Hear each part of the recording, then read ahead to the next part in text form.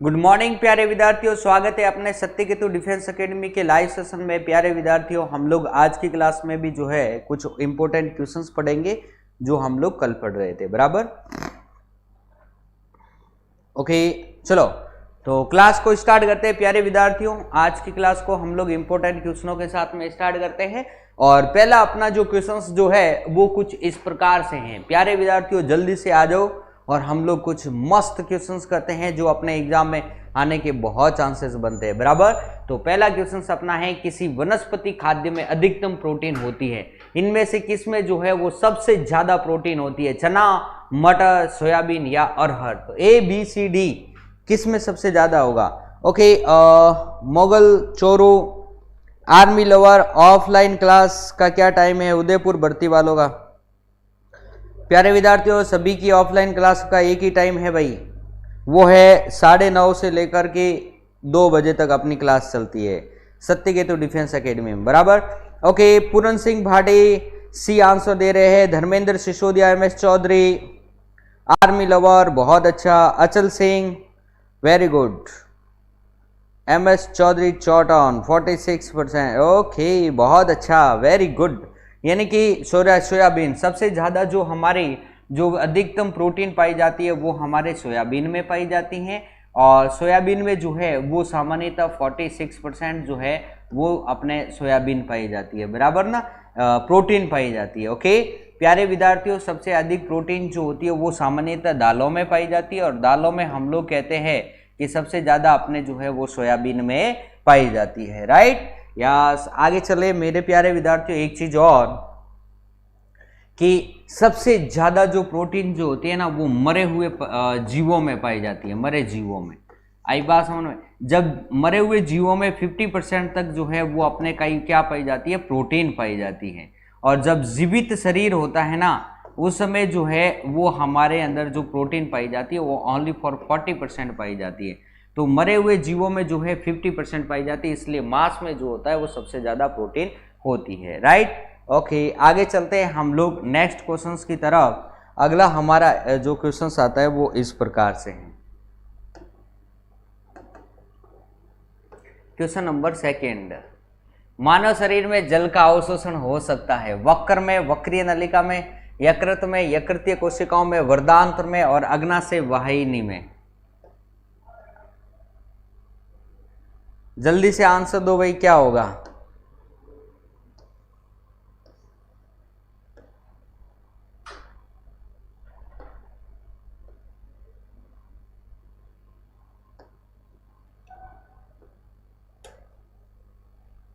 Okay, मानव शरीर में जल का अवशोषण हो सकता है वक्र में, वक्रीय नलिका में, यकृत में, यकृतीय कोशिकाओं में, वर्धांत्र में या अग्नाशय वाहिनी में? तो जल्दी से आंसर दो भाई, क्वेश्चन नंबर सेकंड का आंसर दो, क्या होगा? ओके, पाइरोलन सेवाल में सर्वाधिक, बिल्कुल सही बात है भाई। ओके, मंगल चोरू, यस। चौधरी साहब की नहीं होते। ओके चलो भाई, जल्दी से आंसर दो, क्वेश्चन नंबर सेकंड का आंसर दो भाई।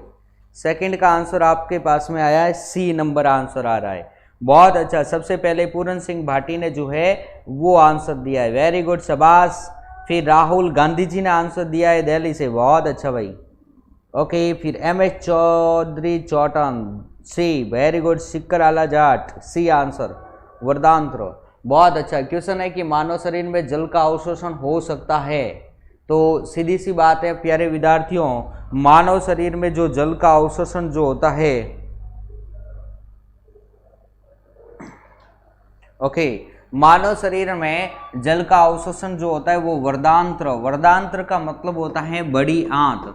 तो मेरे प्यारे विद्यार्थियों, जल का अवशोषण जो होता है वो बड़ी आंत में होता है। बराबर ना, ये चीज ध्यान में रखना है, यानी कि ऑप्शन नंबर सी जो है वो हमारा करेक्ट आंसर है। राइट, ओके चलो भाई, आगे चलते हैं, नेक्स्ट क्वेश्चंस की तरफ चलेंगे। और तंत्रिका तंत्र की इकाई मानी जाती है नेफ्रॉन, न्यूरॉन, आरबीसी या जीवाणु? तो प्यारे विद्यार्थियों, जल्दी से आंसर दो कि तंत्रिका तंत्र की जो इकाई जो है, यूनिट जो है, वो हम लोग किसे मानते हैं? क्वेश्चन नंबर 3 का आंसर दो, जल्दी से आंसर दो भाई, क्वेश्चन नंबर 3।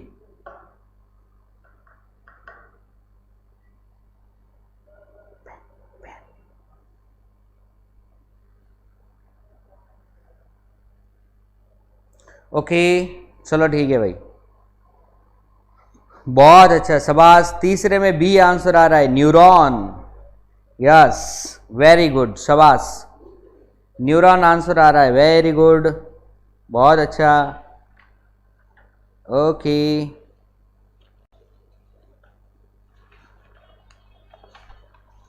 शाबाश। तो मेरे प्यारे विद्यार्थियों, सीधी सी बात है कि अपने तंत्रिका तंत्र, ओके, नर्वस सिस्टम की जो संरचनात्मक व क्रियात्मक इकाई जो होती है वो हमारी न्यूरॉन होती है, बराबर ना। यानी कि ऑप्शन नंबर बी जो है वो करेक्ट आंसर हो गई। और नेफ्रॉन जो होती है वो हमारे वक्र की संरचनात्मक व क्रियात्मक इकाई होती है, वक्र की संरचनात्मक व क्रियात्मक इकाई, संरचनात्मक व क्रियात्मक इकाई होती है, बराबर। ये चीज ध्यान में रखनी, ओके। चलो भाई, वक्र की संरचनात्मक क्रियात्मक इकाई नेफ्रॉन होती है और तंत्रिका तंत्र की अपने जो होती है वो क्या होती है, न्यूरॉन होती है। चलो आगे चलते हैं, नेक्स्ट क्वेश्चंस की तरफ चलेंगे। अगला हमारा क्वेश्चंस है क्वेश्चन नंबर 4। दो या दो से अधिक शुद्ध पदार्थों को किसी भी अनुपात में मिला देने से बनता है तत्व, यौगिक, मिश्रण या गैस। क्या बनता है, जल्दी से आंसर दो भाई, क्या बनेगा। दो या दो से अधिक शुद्ध पदार्थों को, मेरे प्यारे विद्यार्थियों, दो या दो से अधिक शुद्ध पदार्थों को किसी भी अनुपात में मिला दिया जाए। अगर मैं किसी भी अनुपात में मिला दूंगा तो क्या बनेगा, तत्व, यौगिक, मिश्रण या गैस बनेगा। चौथे में सी आंसर आ रहा है, बहुत अच्छा, शाबाश, सी, वेरी गुड। और अरे चौथे में सी और बी, अरे क्या बात है, सी और बी, बहुत अच्छा, शाबाश, क्या बात है। अरे ए भी आ गया, क्या बात है, तत्व भी आ गया, शाबाश। मंगल चोरू ए आंसर दे रहा है आज तो, आंसर ओनली फॉर, ओके चलो भाई ठीक है,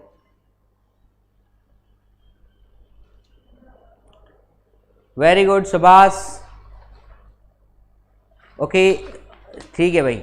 तो मेरे प्यारे विद्यार्थियों, शाबाश, अब आंसर सही आने लगा है, सबका आंसर आ रहा है सही, करेक्ट। मिश्रण, मेरे प्यारे विद्यार्थियों, मिश्रण होगा किसी भी अनुपात कह दो या अनिश्चित अनुपात कह दो, दोनों है तो एक ही ना, है ना, अनिश्चित अनुपात कुछ भी कह दो, बराबर ना।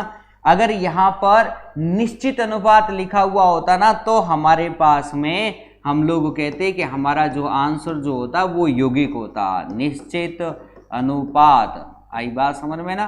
तो ये चीज हमें ध्यान में रखनी है, ओके। आगे चले मेरे प्यारे विद्यार्थियों, चलो भाई, तो इस क्वेश्चन का आंसर सी राइट होगा। चलो आगे चलते हैं हम लोग नेक्स्ट क्वेश्चंस की तरफ। क्वेश्चन नंबर 5, निम्नलिखित में से कठोरतम पदार्थ कौन सा है। हीरा, संगमरमर, ग्रेफाइट और पत्थर का कोयला। बहुत सिंपल क्वेश्चन है भाई, जल्दी से आंसर भेजो, फटाफट भेजो जल्दी से, ताकि हम लोग जल्दी से क्वेश्चंस कर ले और आप 15 क्वेश्चंस के आंसर दे दो। चलो आगे जल्दी से चले। महेंद्र राज, राम राम, एग्जाम 24 को नहीं होगा। रावल सिंह, कोई बात नहीं भाई, नहीं होगा तो कोई बात नहीं। चलो ए आंसर आ रहा है, बहुत अच्छा, शाबाश। तो मेरे प्यारे विद्यार्थियों, निम्नलिखित में से कठोरतम पदार्थ कौन सा है। सीधा सी बात है, हीरा जो होता है वो प्रकृति का सर्वाधिक कठोर पदार्थ है। प्रकृति का सर्वाधिक कठोर पदार्थ कौन सा है, तो हम लोग कहते हैं हीरा है। और ग्रेफाइट, और एक हमारे पास में आती है फुलरेन। फुलरेन जो है वो मानव निर्मित सर्वाधिक कठोर पदार्थ, मानव निर्मित सर्वाधिक कठोर पदार्थ, मानव निर्मित सर्वाधिक कठोर पदार्थ, ओके, मानव निर्मित सर्वाधिक कठोर पदार्थ, ये चीज ध्यान में रखनी है, बराबर, यस। चलो भाई आगे चलते हैं, हम लोग अगले क्वेश्चंस की तरफ चलेंगे। और अगला हमारा क्वेश्चन नंबर 6, एलपीजी में मुख्यतः है मेथेन, प्रोपेन तथा ब्यूटेन, मेथेन तथा एथेन एंड हाइड्रोजन, मेथेन तथा एथेन। बहुत अच्छा क्वेश्चन है, जल्दी से आंसर दो भाई। एलपीजी में मुख्यतः है, क्या है भाई, जल्दी से आंसर दो। एलपीजी में मुख्यतः क्या होता है? बहुत अच्छा क्वेश्चन है, क्वेश्चन नंबर 6 जो है बहुत अच्छा है। एलपीजी में क्या होगा भाई, जल्दी से। एलपीजी की फुल फॉर्म होती है लिक्विफाइड पेट्रोलियम गैस। तो जल्दी से आंसर दीजिए, इस लिक्विफाइड पेट्रोलियम गैस में जो है वो क्या होता है? बहुत अच्छा आंसर भी आ चुका है, सभी प्यारे विद्यार्थियों का बी आंसर आ रहा है। 6 में बी, बहुत अच्छा। राहुल गांधी, चौधरी डी, हनुमान सिंह, सिकराला जाट, आर्मी रवल, अचल सिंह, मोगल चोरू। ओके, ठीक ठीक ठीक है, जल्दी से आंसर दो भाई।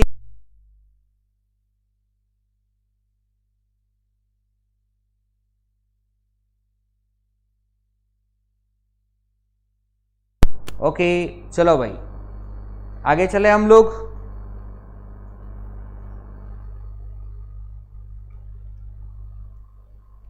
शाबाश, नेक्स्ट हम लोग चलते हैं आगे। क्या? Okay, Chaudhary D S Jat, B answer आ रहा है, बहुत अच्छा, शाबाश, वेरी गुड। मेरे प्यारे विद्यार्थियों, यानी कि प्रोपेन तथा butane, yes, LPG liquefied petroleum gas में जो है वो प्रोपेन तथा ब्यूटेन होता है। एलपीजी में मुख्यतः क्या होता है? प्रोपेन तथा butane. Okay, yes, liquefied petroleum gas जो कि द्रवित प्राकृतिक गैस है यह। बहुत अच्छा, आगे चलते हैं नेक्स्ट क्वेश्चंस की तरफ। क्वेश्चन नंबर हमारे पास में 7 नंबर का है, परमाणु के नाभिक में कण होते हैं। तो बताइए, बहुत सिंपल क्वेश्चन है भाई कि परमाणु के नाभिक में जो है वो कण होते हैं, कौन से होते हैं?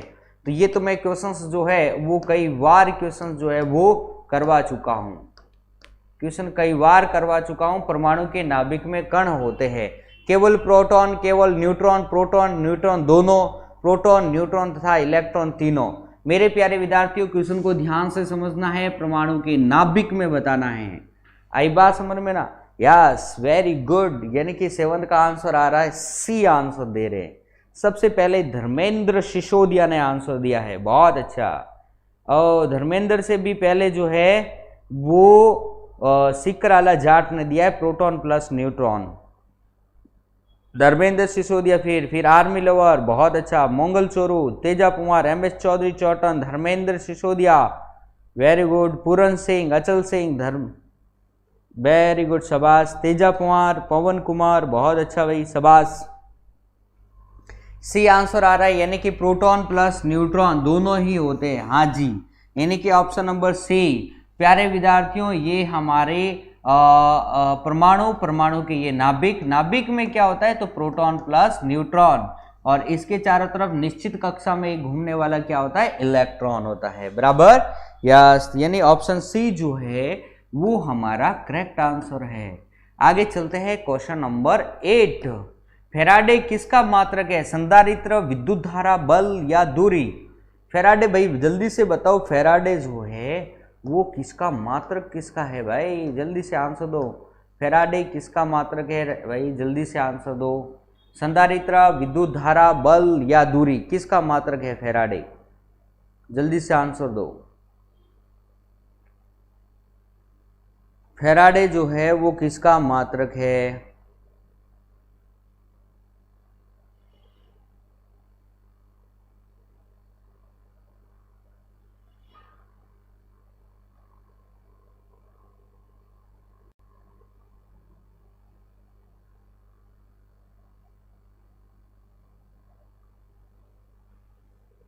जल्दी से आंसर दो भाई, फैराडे किसका मात्रक है? बहुत अच्छा, 8 में बी आंसर, विद्युत धारी था, वेरी गुड भाई, शाबाश शाबाश।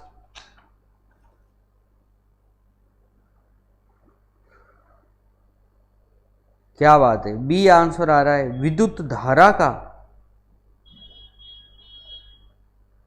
डी आंसर आ रहा है कि बी? बी बी बी किस, सभी का बी आ रहा है। अरे शाबाश, अरे मेरे प्यारे विद्यार्थियों, फैराडे विद्युत धारा का कहां से भाई? विद्युत धारा का मात्रक तो जो होता है वो एम्पियर होता है, ऐसा क्या कर रहे हो? Okay, ampere. ओके, और संधारित्र का जो मात्रक होता है वो हमारे होता है फेराडे, यानी ऑप्शन ए जो है वो सही है, बराबर ना सर? कहाँ होशियार, ए बी आंसर दे रहे, बी नहीं होगा, ए आंसर सही है, ठीक है ना? यस, मुकेश कुमावत, बहुत अच्छा। अरे विद्युत धारा आई बराबर क्या होता है? तो बराबर होता है Q अपॉन टी, यानी कि coulomb upon second, coulomb upon second, ये इसका मात्रक होता है और इसको हम लोग जो है एम्पियर से प्रदर्शित करते हैं। और संधारित्र जो है वो फेराडे का मात्रक है। फेराडे का मात्रक क्या है? संधारित्र का मात्रक क्या है? फेराडे। बल का मात्रक क्या होता है भाई? बल का मात्रक जो होता है वो न्यूटन होता है, पता ही है आपको। दूरी का मात्रक क्या होता है? मीटर होता है, बराबर। यस, आगे चले नेक्स्ट क्वेश्चंस की तरफ। अगला हमारा जो क्वेश्चंस है वो कुछ इस प्रकार से है। क्वेश्चन नंबर 9, रेगिस्तान में मृग तृष्णा किस प्रक्रिया के कारण दिखाई देती है? भाई मृग तृष्णा जो है वो किस प्रक्रिया के कारण दिखाई देती है? व्यतिकरण, पूर्ण आंतरिक परावर्तन, प्रकीर्णन या द्विव अपवर्तन? तो जल्दी से आंसर दो भाई, क्या आंसर होगा? रेगिस्तान में मृग तृष्णा का क्या कारण है? ओके, तो सीधी सी बात है, मृग तृष्णा का कारण है पूर्ण आंतरिक परिवर्तन, यानी कि टोटल रेडिएशन। ये क्वेश्चंस हम बहुत बार कर चुके हैं, इसलिए इस क्वेश्चंस का आंसर कभी गलत नहीं आ सकता। बहुत अच्छा, शाबाश, सभी का राइट है। आगे चलते हैं नेक्स्ट क्वेश्चंस की तरफ। 10 नंबर क्वेश्चन हमारा इस प्रकार से है। परमाणु न्यूक्लियस बने होते हैं। परमाणु न्यूक्लियस, परमाणु नाभिक, अभी हम लोगों ने देखा था क्वेश्चन, अभी पीछे जो क्वेश्चंस गया है इस क्वेश्चंस को हमने अभी देखा है। परमाणु का न्यूक्लियस जो है वो किस से बना हुआ है? तो भाई किस से? जल्दी से आंसर दो। तो भाई प्रोटॉन प्लस न्यूट्रॉन, ये दो हम लोगों ने अभी पढ़ा है, जस्ट ऑप्शन नंबर डी। इसलिए इस क्वेश्चंस को बार बार करने से कोई मतलब नहीं है, बराबर। यस, ओके, आगे चलते हैं क्वेश्चन नंबर डी। ये हमने 10 नंबर अभी पीछे किया है, वापस आ गया है, कोई बात नहीं। आगे चलते हैं क्वेश्चन नंबर 11। इनमें से कौन सी एक परमाणु वाली गैस है? एक परमाणु वाली, यानी जिसकी परमाणुता एक हो, वो कौन सी गैस है? जल्दी से आंसर दो भाई। एक परमाणु वाली गैस, ये अच्छा है क्वेश्चन, जल्दी से सोच के आंसर दो भाई। क्वेश्चन नंबर 11 का आंसर दो, सोच समझ के आंसर दो भाई, क्या होगा? क्वेश्चन का सोच समझ के आंसर दो भाई, क्या आंसर होगा?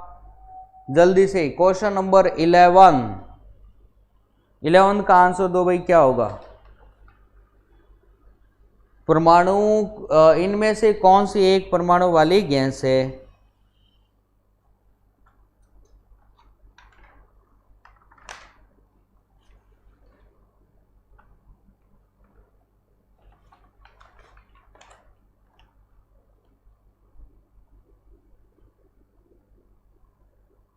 ओके, 11th में जो है नियॉन आंसर आ रहा है ए, और डी भी आंसर आ रहा है। गुरुजी इंस्टा आईडी दो। ओके, 11 में D fluorine, nitrogen, neon, oxygen. क्या बात है भाई, मेरे सारे आंसर आ गए। प्यारे विद्यार्थियों, जिसका एक परमाणु यानी कि 1 परमाणुकता वाली कौन सी है भाई? जल्दी से ये बताना था हमें। एटमोसिटी जिसकी 1 हो, ऑक्सीजन में तो 2 होती है भाई, नाइट्रोजन को N2, Ne को Ne, और फ्लोरीन को F2 से प्रदर्शित करते हैं भाई। आई बात समझ में ना? तो आप मुझे अब ये बताइए कि इनमें से ये और ये सभी तो क्या है? द्विव परमाणु गैस है। नियॉन हमारा जो है वो करेक्ट आंसर है, यानी कि बी नंबर ऑप्शन। आई बात समझ में ना? यस, आगे चलते हैं नेक्स्ट क्वेश्चंस की तरफ। और अगला हमारा क्वेश्चन है क्वेश्चन नंबर 12। पीतल किसकी मौजूदगी में निरंतर रहने से वायु में रंगहीन हो जाती? ओके, पीतल किसकी मौजूदगी में निरंतर रहे जिसके कारण वायु में रंगहीन हो जाती है? आई बात में, पीतल किसकी मौजूदगी में निरंतर रहने से वायु में रंगहीन हो जाती है? तो जल्दी से आंसर दो भाई। पीतल किसकी मौजूदगी में निरंतर रहने से वायु में रंगीन हो जाएगी? जय हिंद, जल्दी से आंसर दो भाई। क्वेश्चन नंबर 12 का आंसर आ रहा है B, hydrogen sulphide, B number option. Okay, जल्दी से आंसर दो भाई, बहुत अच्छा, शाबाश। पीतल किसकी मौजूदगी में जो है वो रंगहीन हो जाती है, वायु में रंगहीन हो जाती है। बहुत अच्छा, शाबाश। ये टेक्निकल वाले जो है इसका आंसर बहुत अच्छी तरीके से जानते हैं, टेक्निकल वाले, शाबाश।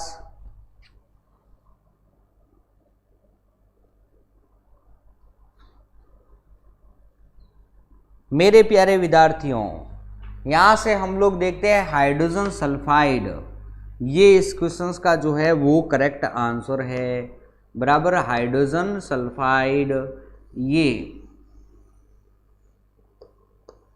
ऑप्शन नंबर बी जो है बिल्कुल करेक्ट आंसर है।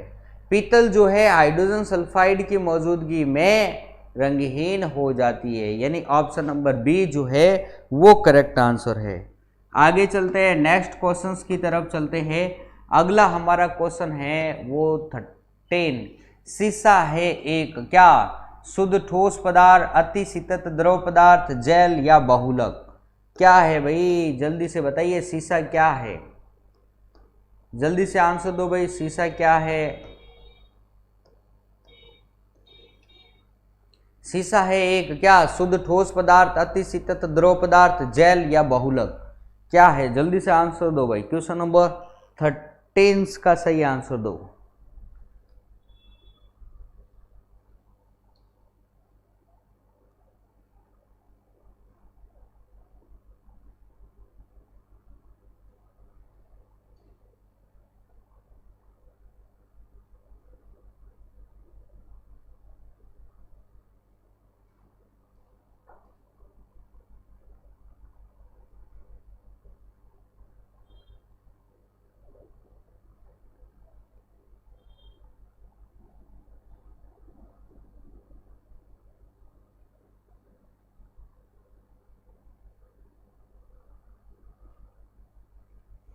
शाबाश, ग्लास का फॉर्मूला। ओके, 13 में जो है वो बी नंबर ऑप्शन आ रहा है, यानी अति शीतत द्रव।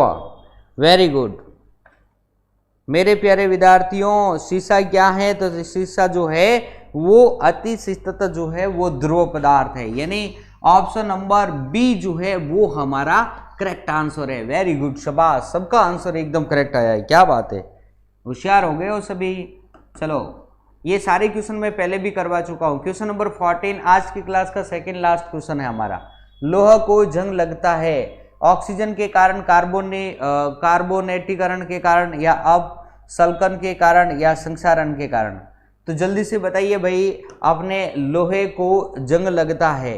मेरे प्यारे विद्यार्थियों, आपको पता ही है कि लोहे को जंग कैसे लगता है। लोहा जब ये अपने पास में Fe यानी कि लोहा है, बराबर, ये लोहा है Fe, और इसकी अभिक्रिया जब हम लोग H2O से करवाते हैं, यानी कि जल वाष्प से, बराबर ना, यानी 2 and 3, तब हम लोग देखते हैं Fe2O3, और ये हमारा क्या है, फेरसोफेरिक ऑक्साइड, जिसे हम लोग बोलते हैं जंग। अब इसमें क्या हो रहा है, तो जल्दी से आंसर दो भाई। ओके, जल्दी से क्वेश्चन नंबर 14 का आंसर दो भाई, क्या होगा?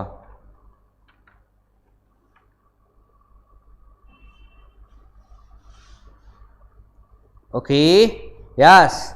तो मेरे प्यारे विद्यार्थियों, इसके अंतर्गत ये ऑक्सीजन इससे कन्वर्ट हो रही है, इसमें जो है कनेक्ट हो रही है, तो सीधी सी बात है, इसमें हम लोग कहेंगे ऑक्सीकरण के कारण, यानी कि ऑप्शन नंबर ए जो है ये हमारा करेक्ट आंसर होगा, बराबर, यस।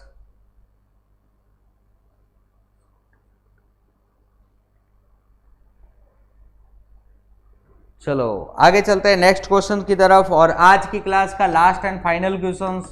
चलो भाई, क्वेश्चन नंबर 15, सीसा का सबसे महत्वपूर्ण अयस्क है, गैलेना, मैग्नेटाइट, पाइरोलुसाइट्स या सिडराइट? तो जल्दी से आंसर दीजिए भाई, सीसा का सबसे महत्वपूर्ण अयस्क कौन सा है? तो जल्दी से आंसर दो,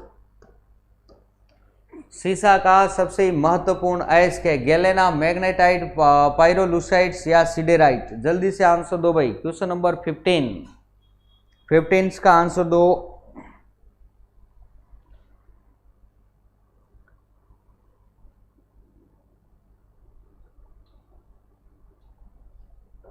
ओके 15 में ए आंसर आ रहा है, बहुत अच्छा, शाबाश।